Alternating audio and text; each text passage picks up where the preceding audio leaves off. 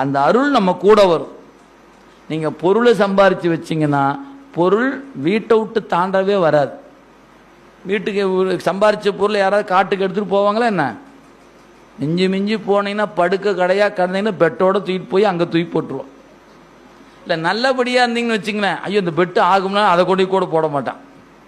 இல்லைங்க இவர் இங்கே தான் படுத்து கிடந்தார் இதையும் தூக்கி போட்டுருமா என்ன? அதெல்லாம் இல்லை. நல்ல பெட்டு இப்போ தான் புதுசாக வாங்கியிருக்கோம்னா தூக்கி போடுவாங்களா என்ன? அதெல்லாம் இல்லை. அதுவே படுத்து எப்படா போகும் தான் என்ன பண்ணுவான், தூக்க மொத்தத்தையும் தூக்கி கொண்டு போடியான்டுவான்.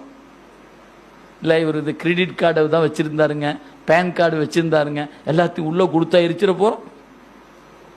இல்லை எல்லாத்தையும் இந்த பக்கம் எடுத்துக்கிட்டு தானே அனுப்பிச்சே விட்றோம். அப்போ நம்ம எதை கொண்டு வர மாட்டோமோ அதைத்தானே சம்பாரித்து வச்சுருக்கிறோம்.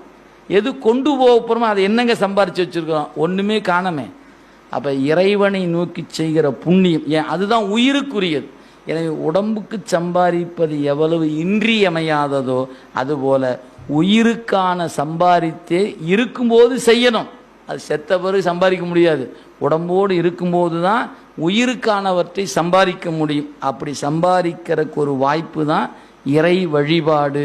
அந்த புண்ணியத்தை உடம்போடு இருக்கும்போது தான் பெற முடியும் என்பதை இந்த பகுதி உணர்த்துகிறது. எனவே உடம்பில் உயிர் கலந்திருப்பது போல நாளைக்கு இறைவனோடு நாம் கலந்திருப்போம். அங்கே உடம்பில் உயிர் இருக்கும்போது உடம்பு தெரியும், உயிர் தெரியாது. சிவத்தில் போய் உயிர் கலக்கும்போது சிவம் தெரியும், உயிர் தெரியாது. மொத்தத்தில் நாம் எங்கிருந்தாலும் இருக்கிற இடம் இல்லாமல் இருக்கணும்.